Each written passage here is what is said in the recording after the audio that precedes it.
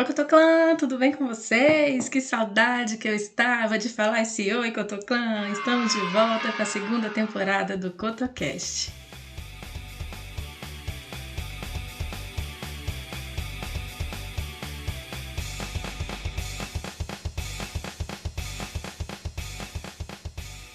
Bom, hoje eu vou fazer uma coisa que eu ainda não fiz nesses tempos de Cotocast, que é gravar totalmente sem roteiro, baseado em algo que aconteceu hoje. Vou pular o tema do primeiro episódio que eu iria fazer, porque eu achei que foi bem simbólico para mim isso que aconteceu. Eu tava cozinhando e eu cortei o meu cotoco. É verdade, cortei o meu cotoco pela primeira vez. E doeu, pasmem, doeu. Cortei, tô aqui olhando pro cortezinho, bichinho, no que seria análogo ao meu dedo do meio. E sangrou bastante, óbvio, nada grave, né, gente? Só que eu nunca tinha cortado o meu cotoco. Nunca tinha cortado cozinhando, nunca tinha acontecido isso.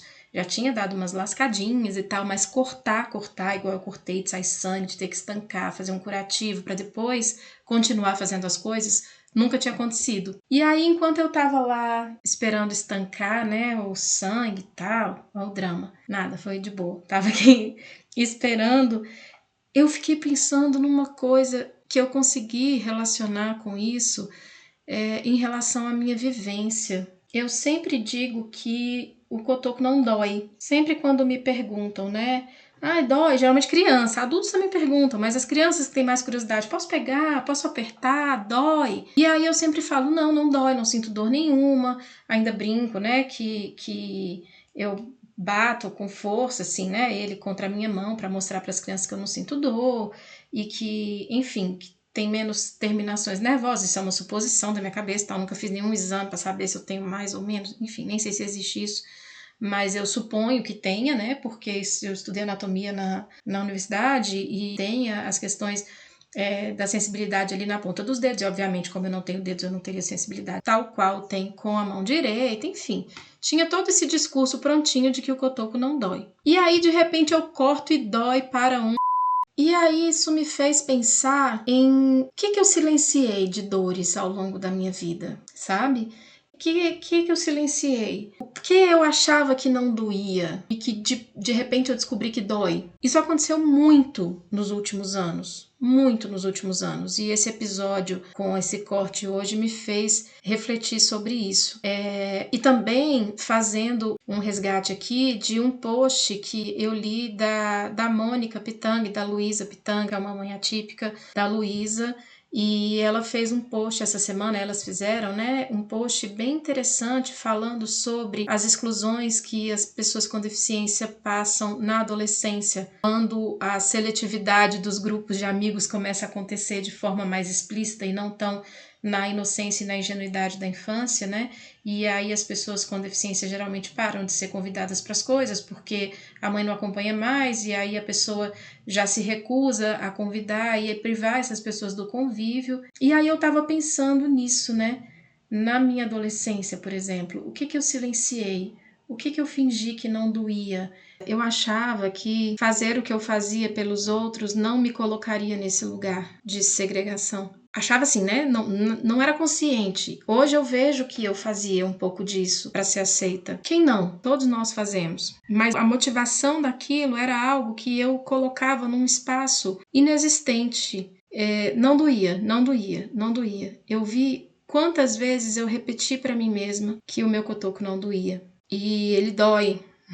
Hoje eu descobri que ele dói fisicamente, mas ele dói de várias formas, várias formas. E hoje, aos 41 anos, eu ainda estou descobrindo tantas formas que ele dói em mim e que eu achava que não doía ou não admitia para mim mesma que doía. Cris Rovai colocou também essa semana, a gente teve essa conversa pelo Instagram sobre os olhares, foi um outro post da Mônica também, os olhares para nós, a hora quando eu frequentava a igreja católica, que tinha a hora da missa, e tinha uma hora que era bem emblemática, assim, porque na hora da paz de Cristo, você pega, eu conseguia pegar com a mão direita, né? Mas na igreja que eu frequentava, tinha antes de rezar o Pai Nosso, falava: vamos dar as mãos, vamos dar as mãos, vamos dar e vamos juntos rezar.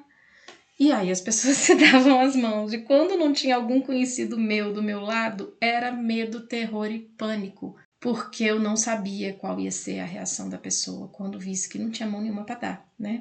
E já teve várias possíveis. A pessoa que pega e assusta, a pessoa que vai assim com medo, a pessoa que encosta, a pessoa, tipo assim, só encosta, como não fecha, né, a mão. Eu tô fazendo aqui como se vocês pudessem me ver. Em breve vocês vão poder me ver, e é um spoiler para a 3ª temporada. A gente tá querendo se organizar para fazer vídeo também, mas por hora, imaginem, né, que eu tô pegando aqui no meu braço.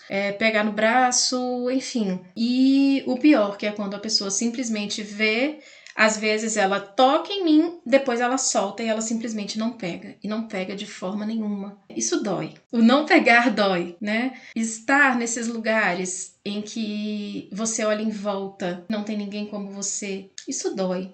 Não se sentir parte. Eu comentei sobre isso com uma amiga, a gente estava num evento ao ar livre aqui em Brasília, umas semanas atrás, e eu falei, olha em volta, não tem? Tinha uma pessoa com nanismo, 2 pessoas, eram um casal com nanismo, e eu fiquei de longe observando os olhares das pessoas para eles. Esses olhares doem, eles doem demais. Então, esse episódio me fez ver o quanto de dor que eu achava que não existia, ou que eu não queria que existisse, eu tava enterrando aqui dentro. E eu venho ao longo desses últimos anos olhando com bastante carinho para essas dores, tentando entendê-las, dimensioná-las, senti-las. Ontem mesmo eu estava conversando com meu marido sobre isso. A gente tem que sentir a dor, até mesmo para entender o impacto que ela tem na gente.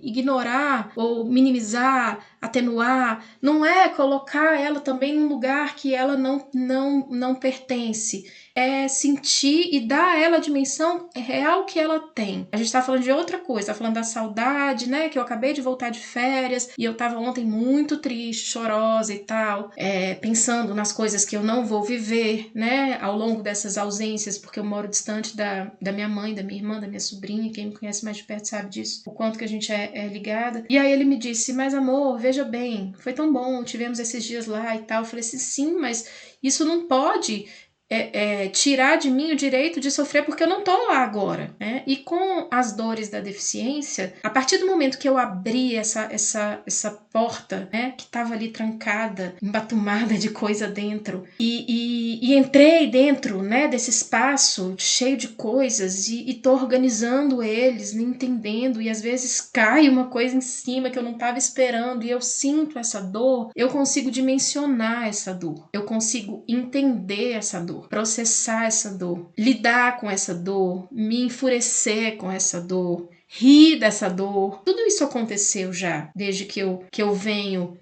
lidando com isso, né, ao longo dos últimos anos. Eu vejo, né, nesse meu processo como embaixadora da Associação Dar a Mão e também nos meus cursos em que eu acabo lidando com outras pessoas com deficiência, conhecendo outras pessoas com deficiência, que isso eu não sei nem se existe essa palavra, mas assim, inequalizável, sabe? Eu conheço pessoas da minha idade, mais velhas que eu, que pegam essa dor e colocam ela num lugar de força, de potência. Eu conheço pessoas que pegam essa dor e colocam ela num lugar de afeto, de consolo, ou até de herói da superação. A gente sabe que tem muito disso. Eu não consigo fazer nenhum tipo de julgamento sobre isso, por mais que a gente saiba que o modelo do herói da superação ele é capacitista, porque eu não sei o que foi que essa dor causou ali para aquela pessoa. Eu não sei, eu não tenho como saber. É claro que enquanto sociedade, num coletivo, a gente não quer nos colocar nesse lugar de eu ser uma heroína simplesmente porque eu, depois de ter cortado o meu cotoco, fiz um curativo e continuei fazendo o meu almoço. Uou, nossa, que heroína, ela superou ali o corte do cotoco dela e conseguiu fazer uma comida. É igual você cortar um dedo, qualquer pessoa. Minha irmã é cozinheira, já cansou de cortar, de queimar. Minha mãe também. E, né, literalmente ninguém morreu por causa disso. E a vida continua. Então, assim, primeiro ponto, né, dores são inequalizáveis. Segundo ponto, não dá para dimensionar como ela chega e como ela fica e quando ela vai, até quando ela persiste, como ela se transforma. E no nosso caso, falando da dor de ter uma deficiência, porque é uma dor sim, quem disser que não é tá mentindo, quem disser que não é me conta aí, porque obviamente que viver em um mundo que parte de premissas de normalidade, de categorizações, quem disser que tem uma deficiência e isso não dói em algo de si, de verdade, eu, Fernanda, né? É claro que eu não sou supra-sumo da razão, mas eu acredito que essa pessoa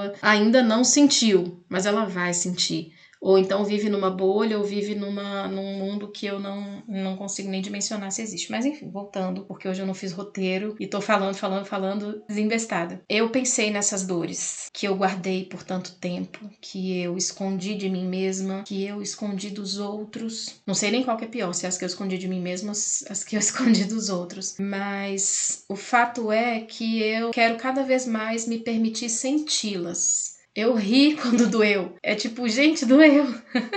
É uma parte do meu corpo, como outra qualquer. Olha que absurdo isso, né? Eu ri porque eu senti dor no meu cotoco e eu nunca tinha sentido dor nele antes. E cada descoberta, cada mudança na minha vida, cada passo importante que eu dei nos últimos anos, e eu quero falar sobre eles também, é porque são muito sensíveis, envolvem outras pessoas do meu convívio, então eu preciso elaborar e roteirizar bem o que eu vou dizer para vocês sobre isso, mas cada mudança que aconteceu na minha vida, depois que eu adentrei esse grande cômodo da dor, que eu achava que era um cubículo, mas na verdade é um grande cômodo, cada passo que eu dou em direção a esse espaço, ele me leva mais longe e mais perto de mim. Então, o que eu queria dizer, depois de tantas elucubrações que podem parecer desconexas, mas isso é a minha cabeça falando muito rápido aqui, tentando elaborar para vocês o que eu senti, é isso. Eu me senti feliz por ter sentido dor no meu cotoco. Eu me senti feliz por me permitir sentir as dores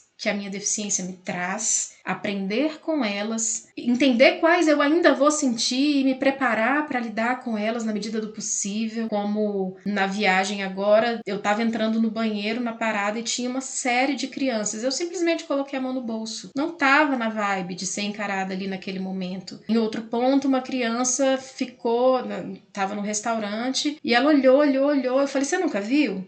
Sabe o que é isso? É a minha mão que eu não tenho e tal. E aí a criança saiu correndo.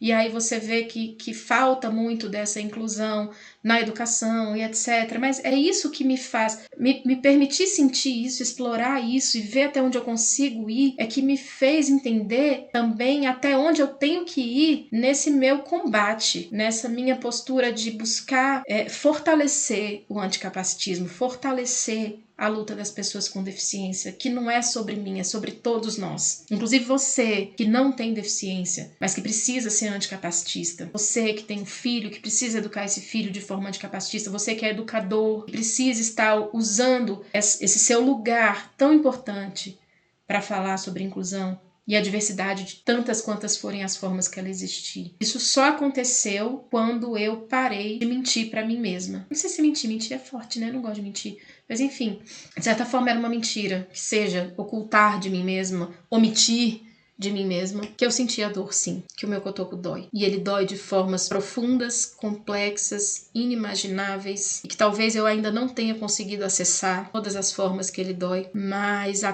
cada dorzinha que vem, ela está sendo devidamente colocada num lugar de pertencimento, num lugar de acolhimento e num lugar de transformação. Então, era isso que eu tinha para dizer hoje para vocês. Espero que estejamos juntos aí em novos episódios dessa segunda temporada. Conto muito com o compartilhamento de vocês. Curtam, comentem, compartilhem, para que essa mensagem, né, se é que eu posso chamar isso de mensagem, mas assim, que a gente consiga levar isso de uma forma mais leve, as pessoas entenderem que a minha dor não é maior do que a de ninguém, não é maior do que a sua, nem de ninguém. Ela só existe, ela é vivida, ela é pensada, mas ela faz sim parte de um coletivo que precisa transformar a sociedade para que essa dor do capacitismo, ela não exista mais. Muito obrigada, nos vemos no próximo episódio.